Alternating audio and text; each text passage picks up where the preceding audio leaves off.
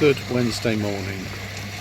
Welcome back to Martin's Koi Pond Aquatics and Fishing, and you can see that I am cleaning the Nexus. The temperature of the pond is a lovely 12.5 degrees. I'll take that in February any day. The reason I'm cleaning the Nexus is I've had a blanket weed issue, and it's basically clogging up the Nexus every couple of days. The pond is under treatment. I think it was blanket weed resolve I've tried this time, just for a change, and obviously as all the blanket weed is dying off, it's going up the retro bottom drain and sticking around the cage of the easy, because as you see the water isn't very dirty. That's actually the second clean cycle I'm doing. I've just hosed down all the blanket weed that was choking up all the grills. So like I say, as the blanket weed is dying, it's getting sucked up into the Nexus, meaning I am having to clean it every 2 or 3 days at the minute.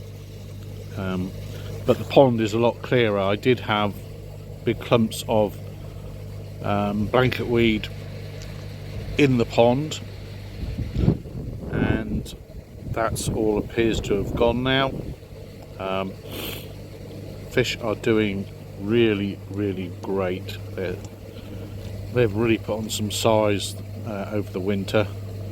I have fed them all through winter, apart from when the pond gets below 10 degrees, which hasn't been that often,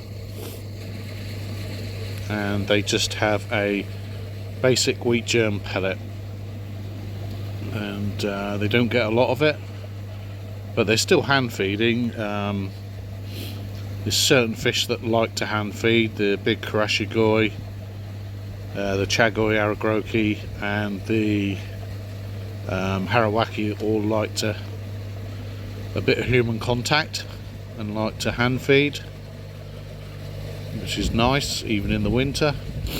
The goldfish, I'm not putting anything in different for them. They're eating the same 6mm pellets that the koi are eating, and as a result they are getting massive as well.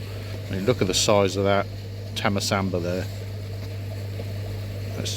She is just huge. That is a female, because I used to have her in my aquarium and she spawned a few times. So yeah, blanket weed, winter blanket weed. I seem to get it every year at about this time, when the nights start to pull out again, and perhaps my water changing routine isn't quite what it was for a couple of months. I think it allows a build up of nitrate and stuff and phosphate, and the result is the horrible blanket weed. But it's pretty much clear now, so we've sorted that. Anyway, back to you in a bit. Right, so that's the Nexus cleaned. See, there's lovely clean water coming up from the bottom drain. A bit of blanket weed in here that hasn't died off yet. If the Resolve doesn't get it all, I'll get some Colombo algas in, which I normally use, but I just thought I'd try a different product, see how it goes. So with all that blanket weed that's being released from the walls of the pond, this will be clogged again in 2 to 3 days possibly. So it's not like the media inside is getting clogged, it's the grills on the outside, and the only way really to clean them is to do a full clean of the Nexus, which isn't a big deal. I actually enjoy cleaning my Nexus. It's quite therapeutic in a strange way, and it's straightforward. You don't get your hands wet or anything.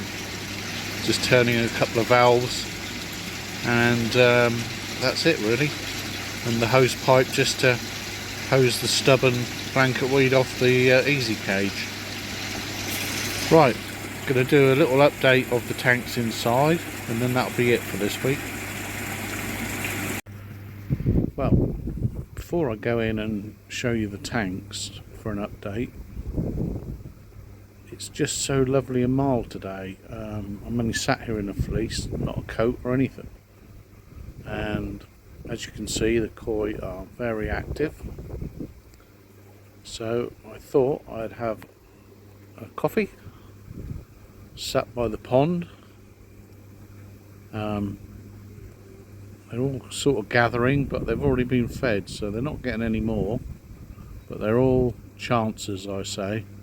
They're all chancing their luck that they might get a few more pellets, but as the koi keepers that watch know, it's not safe to overfeed them at this time of year, so they only get a few just to keep their system going, really. And they do put on a bit of size during the winter. Let's see if anyone wants to say hello. Anyone want to say hello? Don't look like they're in. Oh, the Harawaki does.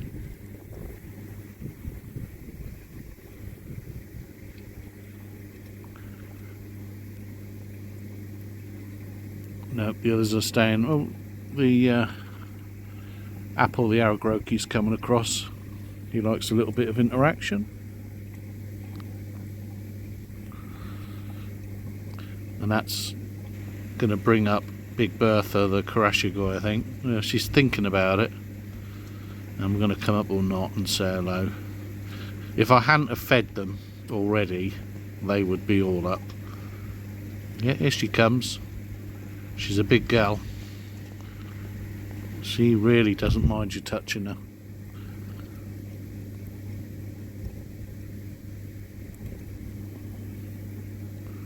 So,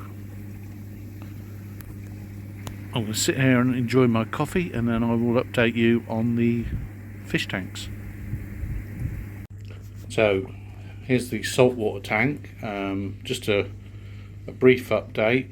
It's going through what is often called the ugly stage at the minute. So all that shimmering brown stuff you can see on the sand are diatoms, and you always get them at around the sort of 3 to 5, 6 week stage, but they eventually burn themselves out. They use up all whatever they use out of the water, and then you don't really see them again. Now I've still got the 4 fish, so the pair of Ocellaris clowns, the blue and yellow damsel, and the little yellow goby, and I've added quite a number of corals, but not going to really dwell on them at the minute. But all these corals are what are called frags, or they're basically fragments taken off a bigger coral colony, placed on a little disc, and they will grow from that and multiply and gradually cover most of the rock work. So, you know, it's a work in progress. I've got the one tree coral at the back there. I'm planning on maybe having another couple, but different colours.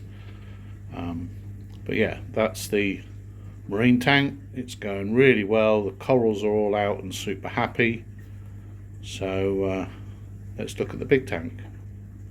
Well, here is the 6-foot Malawi Mabuna tank. It's doing really well, and I have said on more than one occasion I'm going to do a full in-depth video on this tank, about the lighting, the filtration, the stock, all those things, how it's actually running, feeding, but look out for that video, I guess. but the tank is doing really well. Lots of colourful fish in it and lots of colour and movement. These are quite aggressive fish, but apart from that, it's going really well. So that's all my tanks and the pond, and I will see you in the next video.